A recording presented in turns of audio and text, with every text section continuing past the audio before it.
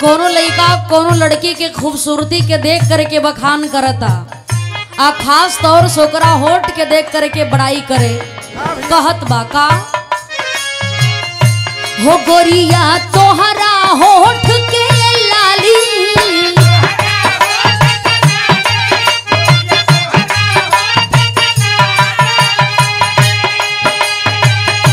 कि हमरा दिल में बसल महका वाली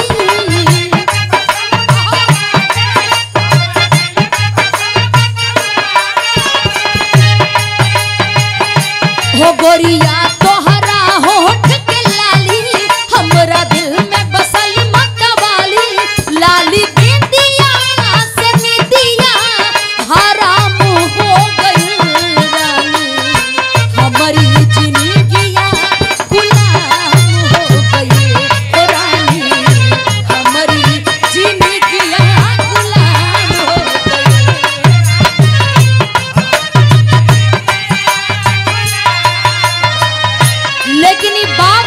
समय के बाद जरा गौर करिएगा। कहना है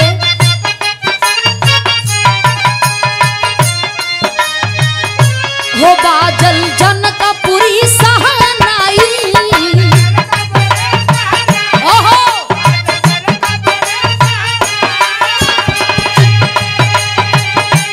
सीता साथ अवध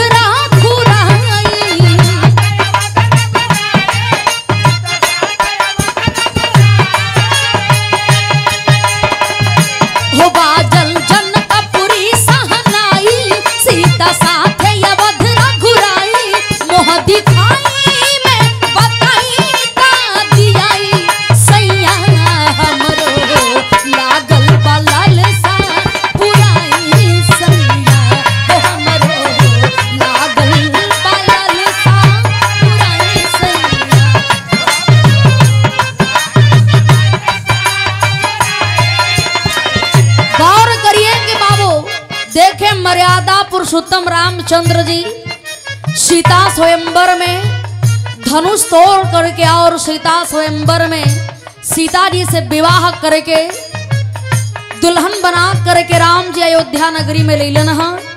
जब दुल्हन बन करके सीता अयोध्या में अली ए बतिया के पता गुरु वशिष्ठ जी की पत्नी जब अरुंधति को पता चला तो अपने स्वामी अपने पतिदेव गुरु वशिष्ठ जी से कहती हैं कि सीता जी अयोध्या में दुल्हन बन करके आ गई बाड़ी आ हमारी इच्छा बा कि उनके मुंह दिखाई में कुछ नेक दे दी है। इस बात को जब गुरु वशिष्ठ जी सुनते हैं तो करते हैं क्या गुरु वशिष्ठ जी अरुंधति देवी को गले लगाए तंत्र मंत्र विद्या के बल पे अंगूठी एक बनाए।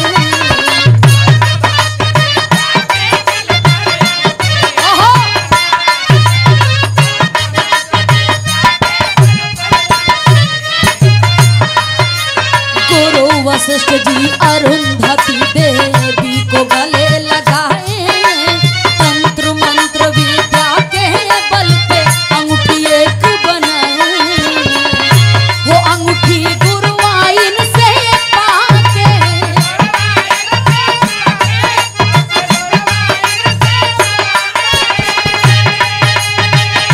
वो सीता अपने मनहार साके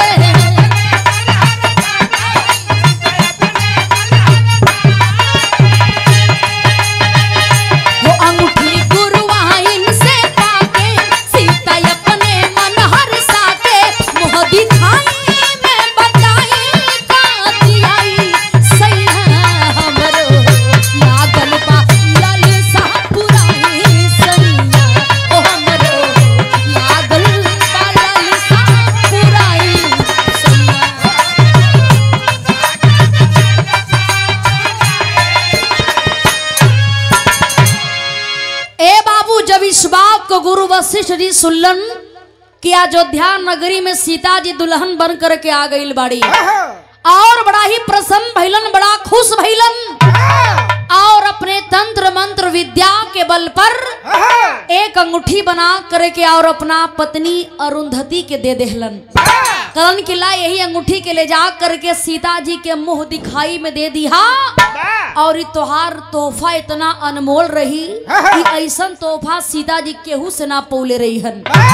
ए बाबू बड़ा खुशी से झूम करके गुरु वशिष्ठ जी की पत्नी अरुंधति उस अंगूठी को ले करके और सीता जी को मुंह दिखाई में देती हैं।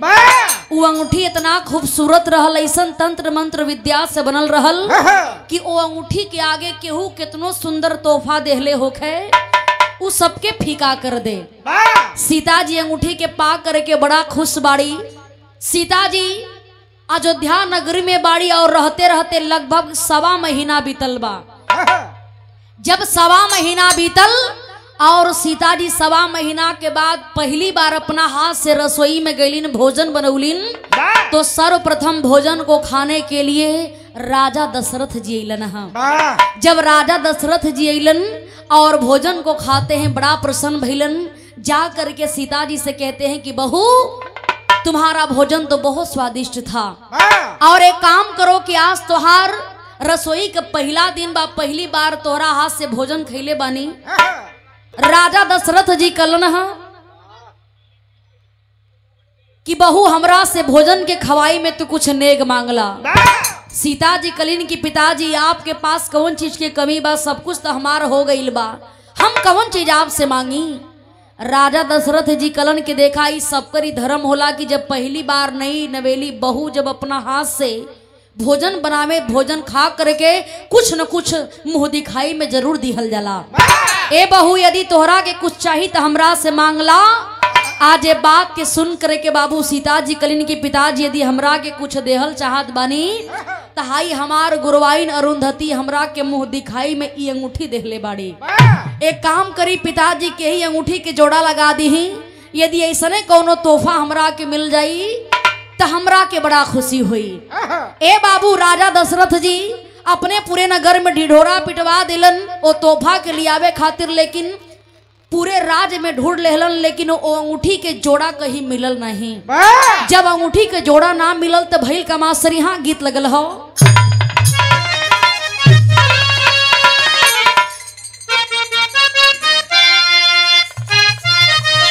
ओहो यह गीत के लाइन हो कि तारे नरिया रवा के बारी, अरे तारे नरिया रवा के बारी ऊपर श्याम देगा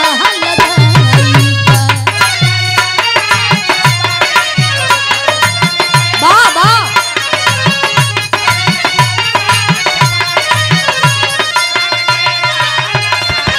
लेकिन भइल का राजा दशरथ जी अपने मन में विचार करते हैं कि रघुकुल रीत सदा चली आई, रघुकुल रीत सदा चली आई, प्राण जाए पर वचन न जाए।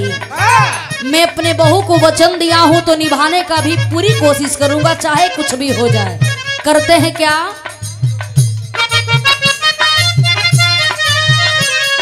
रघुकुल के रीतियां निभाई, अरे रघुकुल के रीतियां निभाई, अंगूठिया के जोड़ा लगाई।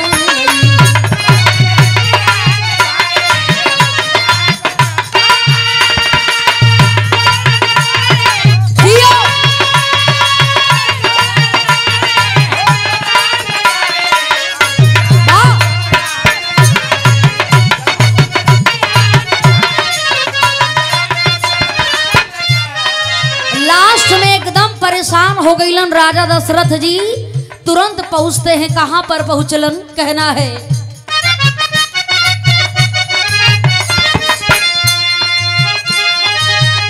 अरे गुरु वशिष्ठ जी से दशरथ बतवले हैं।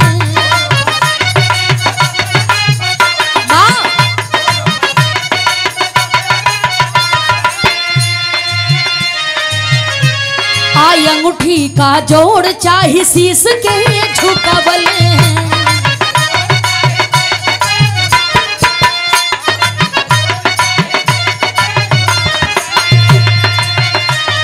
नहीं थे दोबारा बन पाई। ए बाबू सारी बात गुरु वशिष्ठ जी के पास जा करके राजा दशरथ जी कलन कि प्रभु जवन गुरुवाइन हमरा बहू के अंगूठिया देहले बाड़ी मुंह दिखाई में, वही अंगूठिया के जोड़ा हमार बहू सीता मंगले बाड़ी। कैसे हम एकरा के दी, हमरा के अंगूठी के जोड़ ना मिलता। गुरु वशिष्ठ जी कलन की इस अंगूठी का जोड़ लगाना बड़ा ही नामुमकिन है, लेकिन अंगूठी का जोड़ तो मैं नहीं दे सकता, इसके लिए काम करना होगा। का कलन?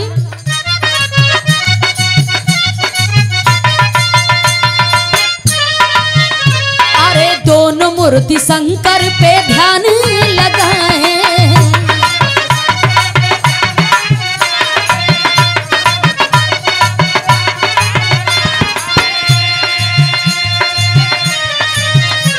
प्रगट शिव भोला प्रयागराज आए।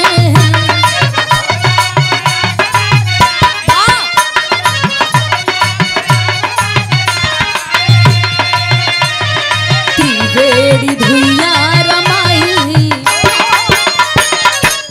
अरे त्रिवेणी धुइया रमाई, अंगूठिया के जोड़ा लगाई।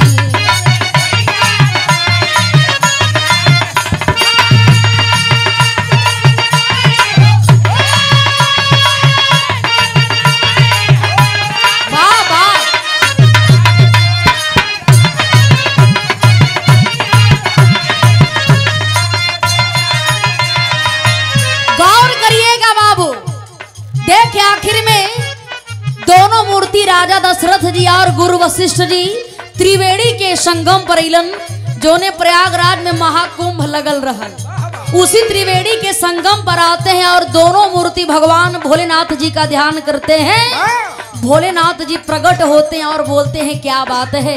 सारी बतिया गुरु वशिष्ठ जी बतौलन है कि इनकरा के ही अंगूठी के जोड़ा चाहिए, ये अंगूठी के जोड़ा हम अब दोबारा इनकरा के ना दे सकीला। भोलेनाथ जी बड़ा प्रसन्न भइलन, कहते हैं क्या? त्रिवेणी धारा में कंगन है आया, वाह वाह।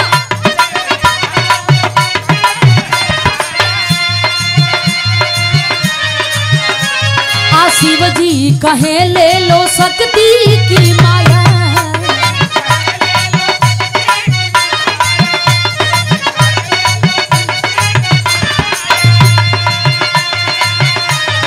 चूड़ामणि नाम रखल जाई, अरे चूड़ामणि नाम रखल जाई, अंगूठिया के जोड़ा लगाई।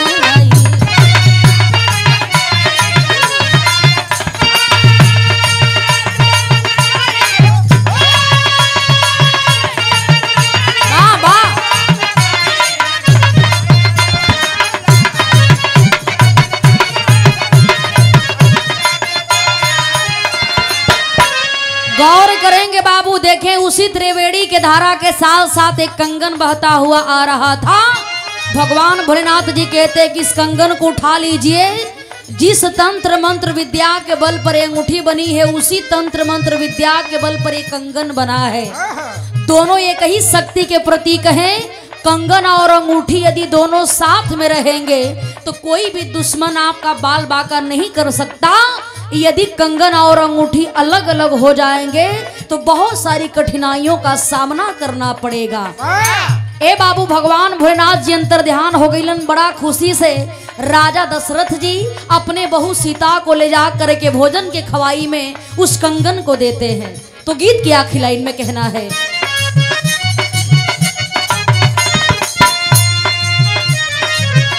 अरे अलग अलग होई शक्ति छीड़ होई जाई,